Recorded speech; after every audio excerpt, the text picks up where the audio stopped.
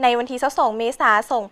2025 นี้ที่สถานเอกอัครราชทูตแห่งสาธารณรัฐสังคมนิยมเวียดนามประจำสาธารณรัฐประชาธิปไตยประชาชนลาวคณะนำกระทรวงป้องกันประเทศได้เข้าร่วมงานวางแสดงรูปภาพเฉลิมฉลองวันปลดปล่อยภาคใต้ทอนโฮมประเทศชาติเวียดนามเป็นเอกภาพครบรอบ50 ปี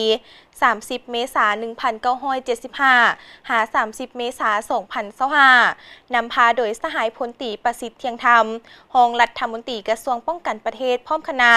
โดยมีสหายเหงียนมิงเติมเอกอัครราชทูตวิสามัญผู้มีอำนาจเต็มแห่งสาธารณรัฐสังคมนิยมเวียดนามประจำสาธารณรัฐประชาธิปไตยประชาชนลาวพร้อมด้วยคณะสหายลาวเปาทรงณวงไซกรรมการศูนย์กลางภาครองหัวหน้าคณะโฆษณาอบรมศูนย์กลางภาคพร้อมคณะมีต่างหน้าการนำและพนักงานกระทรวงการต่างประเทศกระทรวงป้องกันความสงบกระทรวงแถลงข่าววัฒนธรรมและท่องเที่ยวสมาคมมิตรภาพลาวเวียดนามและแขกถึกเชิญทางลาวและเวียดนามเข้าร่วมสหายเหวียนมิงเติมได้กล่าวว่าจุดประสงค์ในการเปิดงานวางแสดงรูปภาพในครั้งนี้เพื่อเฉลิมฉลองวันปลดปล่อยภาคใต้ท่อนโฮมประเทศชาติเวียดนามเป็นเอกภาพครบรอบ50 ปีนี้แม้นโอกาสที่มีความหมายที่สุดเพื่อให้พวกเขาร่วมกันเฉลิมฉลองและทบทวนคืนหนึ่งในบรรดาเหตุการณ์ที่มีลักษณะประวัติศาสตร์อันใหญ่หลวงที่สุดทางด้านการเมืองวัฒนธรรมของชาวเวียดนามที่ได้เกิดขึ้นเมื่อ50 ปีก่อนในนั้นมีการประกอบส่วนของประชาชนลาวบรรดาเผ่าไอ้น้องพวกเขาได้ต่อสู้อย่างกล้าหาญญาติเอาชัยชนะจากศัตรูเฮ็ดสำเร็จภารกิจการต่อสู้ปลดปล่อยประเทศชาติท่อนโฮมประเทศชาติเป็นเอกภาพและร่วมกันก้าวเข้าสู่สังกัดใหม่แห่งการก่อสร้างและพัฒนาประเทศชาติให้นับมือนับพังมีสง่าผ่าเผยและสวยสดงดงามตามที่ประธานโฮจิมินห์เคยมุ่งหวัง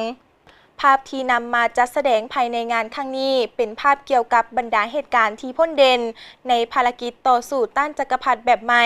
เพื่อท่อนโฮมประเทศชาติของประชาชนเวียดนามซึ่งจุดสูงสุดแม่นชัยชนะที่ยิ่งใหญ่และดูบั่นใหม่ปี